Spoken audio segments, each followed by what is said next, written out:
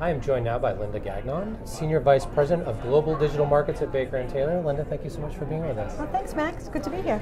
Now, well, the primary digital players we have now, the Amazons, the Apples, et cetera, do you anticipate that they're going to be the primary digital players 10 years from now? You know, it's a really interesting question. If you look back 10 years and you try to look forward and say who are going to be the key digital players, Apple certainly wouldn't be amongst them. Right. Amazon and Barnes & Noble, maybe. But then you look at the flip side, and you probably would have thought that Borders would still be a player in the marketplace, and they're gone.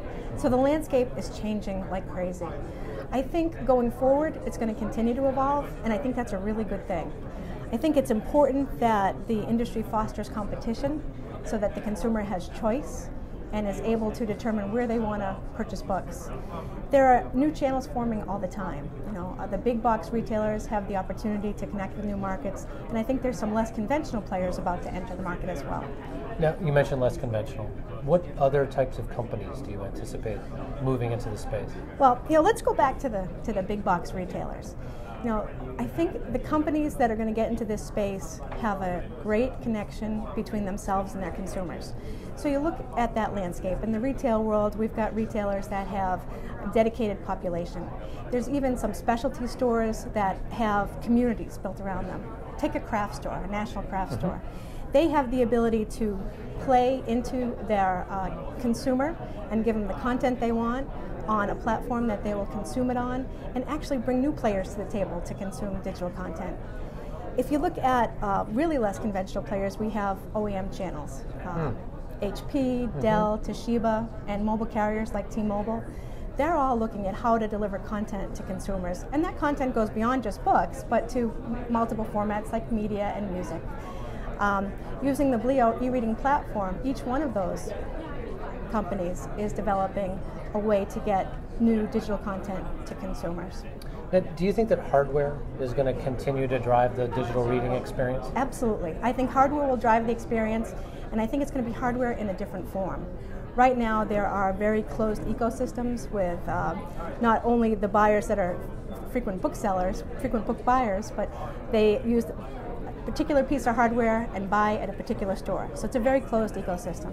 I think the power of some of these other platforms will be the diversity of their hardware. Today, tablets and smartphones are leading devices to consume content on. I know that the new Ultrabooks are coming out, which is a great form factor, small, portable, light, and I think that will be another format for consuming content. I think the key is going to be getting consumers to discover that they can consume content on a multitude of devices. And that's really where the future is, discovery and utilization of these new devices with content that they're used to. One of the biggest challenges is getting consumers to realize that there's even more available digitally than there is in the physical world. And we know that based on what we've seen. Yeah, so, I mean, a question that's kind of related to that. People who are avid readers, the value proposition for digital content is pretty straightforward. But how do we reach the people who aren't avid readers? How did they get brought into the digital content ecosystem?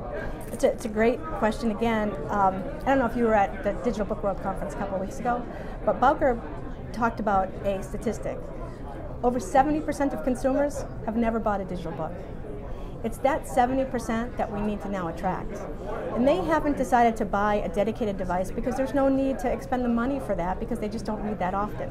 So we need to find them where they live. So the OEMs have a way to connect with them with the devices that they have for multi-purposes. The next step is to provide ways of discovering the content that is most important to them across those devices, so they're not tied into any specific ecosystem, but they have flexibility. And I think once they experience content that's relevant to them and see the splendor that you can get in a digital format, I think they'll really drive additional purchases once they get hooked. And we think Bleo is going to play a big role in getting them there. So last question, I mean, do you see that primarily as a discovery issue? Like getting the experience out there, getting the awareness out there?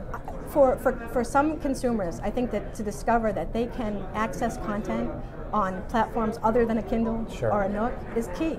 They just don't know it's out there. And they don't know that, you know, children's books, let's say, that's a market that I think is just starting to unfold with the tablets. You know, if you could sit your kid down at a PC and have a book read to them, that's an experience that they would then look at more books and more books. So Having a diverse set of platforms available to do that will help bring new consumers to the market, which will feed buying multiple kinds of content, including the lifestyle content, kids content, and of course the traditional reading books as well. Well, thanks so much for being with us. Appreciate you taking the time. All right, thank you.